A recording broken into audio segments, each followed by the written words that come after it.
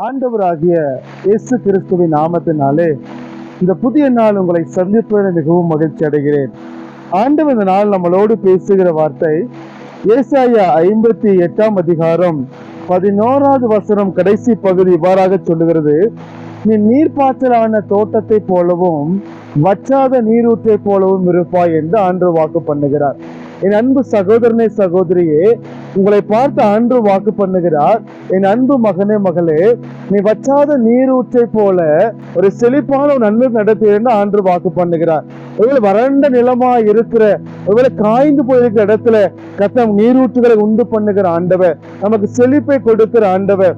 ஒருவேளை உங்க வாழ்க்கையில எது வெறுமையாய் காணப்படுதோ, அல்லது உங்க வாழ்க்கையில எது வறண்டு போய் காணப்படுதோ, அது ஒரு நீரூற்றை உண்டு பண்ணுகிற ஆண்டவர், ஒரு செழுமையை கொடுக்கிற ஆண்டவர் உங்களோடும் என்னோடும் இருக்கிறார் என்பதை ஒருபோதும் மறந்துவிடக் கூடாது. கர்த்தர் வறநிலத்தை நீரூற்றுகளாகவும் வற்றாத நீரூற்றுகளாகவும் கர்த்தர் நம்மளை மாற்றுகிற ஆண்டவர். ஒருவேளை வறண்டு போயிருக்கிற காரியத்துல கர்த்தர் ஒரு துளிர் விடும்படி ஒரு நீரூற்றுகளை உண்டு பண்ண வேண்டும் ஆண்டு வாக்கு பண்ணுகிறார். ஒருவேளை எந்த காரியங்களை குறித்து நீங்க சோர்ந்து போயிருந்தாலும் அந்த காரியத்திலே உங்களுடைய வாழ்க்கையிலே கர்த்தர் அற்புதங்களை செய்வாராக. இன்றைக்கு நீங்க விசுவாசிப்பீங்களா? கர்த்தர் உங்க வாழ்க்கையிலே ஒரு நீரூற்றை உண்டு பண்ணுவாராக. God bless you.